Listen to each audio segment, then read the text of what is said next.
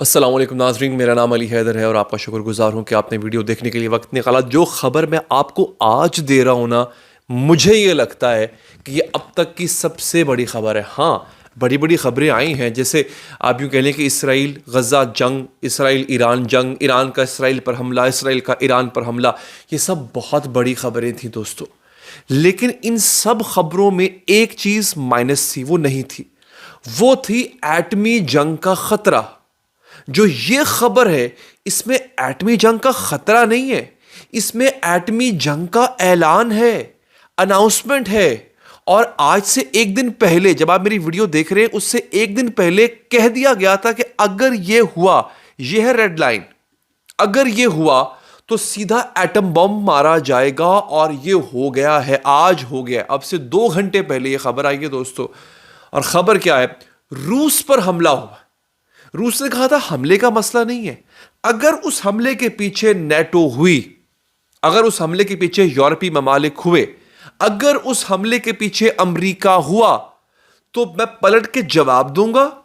जवाब ना सिर्फ यूक्रेन को दूंगा, बल्कि यूरोप को भी दूंगा और अमेरिका को भी दूंगा। और जवाब किससे दूंगा? ये कल अनाउंसमेंट की थी रूस ने। उसने कहा था हम अपना जो न्यूक्लियर थ्रेशोल्ड है वो नीचे लेके आ रहे हैं, यानी वो जो लाल लकीर है कि इस लकीर पे अगर क्रॉस किया गया, इस लकीर को क्रॉस किया गया तो हम एटम बम इस्तेमाल करेंगे, उसको हम नीचे ले आए। और अब अगर हम पे मिसाइल अटैक हुआ, उसके पीछे पता चला कि नेटो है, अमेरिका है, यूक्रेन तो है ही सही, लेकिन यूक्रेन का इस्तेमाल करते हुए अमेरिका और नेटो इसके पीछे थी, तो मैं एटमी हमला करूंगा। वो हमला हो गया है। आज रूस पर हमला हुआ है, यके बाद दीगरे 6 मिसाइल। पहली दफा रूस के डीप अंदर, यानी एक तो पहले होता था बॉर्डर पे जंग होती रही है, अब तक जितने भी 3-4 साल से जो मसला चल रहा है यूक्रेन और रूस का, इसमें जितनी जंग हुई है वो बॉर्डर एरिया में हुई है।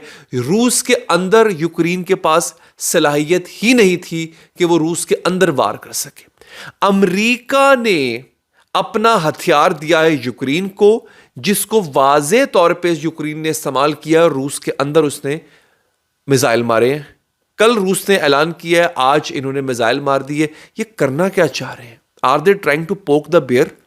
यानी, और बाइडेन एडमिनिस्ट्रेशन की इजाजत के बाद ये हुआ है। सदर जो बाइडेन ने बाकायदा इसका ऐलान किया है और परमिशन दी है यूक्रेन को कि जाओ, मैं तुम्हें हसलेहा देता हूं, मैं तुम्हें मिसाइल देता हूं, तुम डीप इनसाइड मॉस्को तुम हमले करो जाके। आप जानबूझ के एटमी जंग छेड़ना चाह रहे हैं। खबर क्या है मैं आपको बता रहा हूं दोस्तों।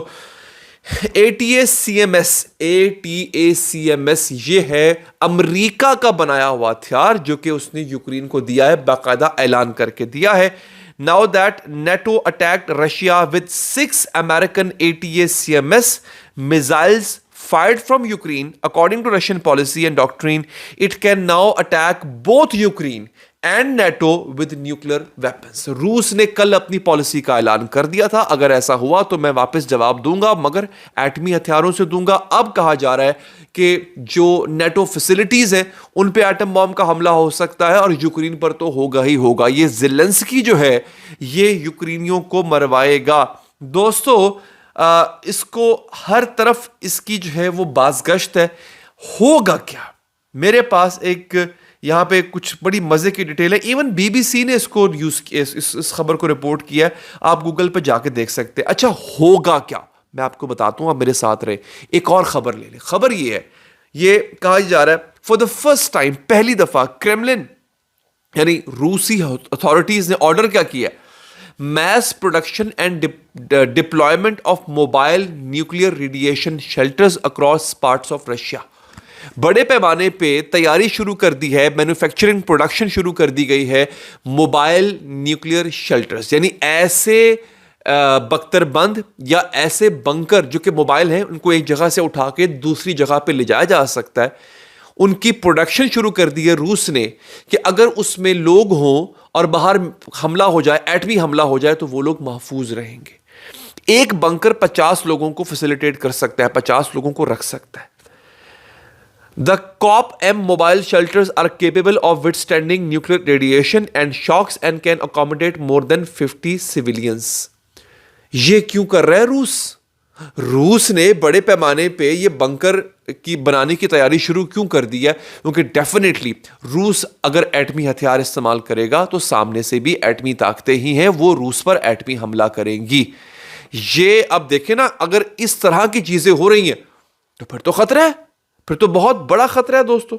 अब आ जाते हैं नाजरीन कि अब होगा क्या। ये खबर जो बड़ी है वो ये है कि होगा क्या दोस्तों। बाइडेन ने, इसे कहा गया है मेजर एस्केलेशन, बाइडेन एडमिनिस्ट्रेशन ने रूस को हरी झंडी दिखाई कि जाओ बेटा जाके हमला करो, मैं संभाल लूंगा। लेकिन अब होगा क्या? यहां पे एक सहाफी लिखते हैं, वो कहते हैं जनाब के 6 लॉन्ग रेंज ATACM मारे गए हैं। This was not the first long-range attack. About 3 hours ago, Ukraine launched the first ATACM missile into Russia. According to the reports, the missile also targeted the Bryansk region of Russia. ये Bryansk जो reason है, ये बिल्कुल अंदर जाके Russia के आता है, वहां पर ये अटैक किया गया है। अच्छा, अब रूस का जो सब्र का पैमाना है वो हो गया लबरेज, और रूस के साबिक सदर का बयान है, दिमित्री मेदवेदेव का बयान है ये। वो कहते हैं Russia's new nuclear doctrine means NATO missiles fired against our country could be deemed an attack by the bloc on Russia. Russia could retaliate with WMD against Kyiv and key NATO facilities. साबिक सदर कह रहा है कि हमारे doctrine के मुताबिक attack NATO की तरफ से हुआ है, पलट के हम वार करेंगे और एटम बम मारेंगे। दोस्तों दूसरी खबर सुन लीजिए आप। सऊदी अरब ने कहा है ईरान के हवाले से कि ईरान पर जो पहले भी हमला हुआ था वो ईरान की सालिमियत पर हमला था, और ईरान पर अगर अब हमला होगा तो हम बर्दाश्त नहीं करेंगे।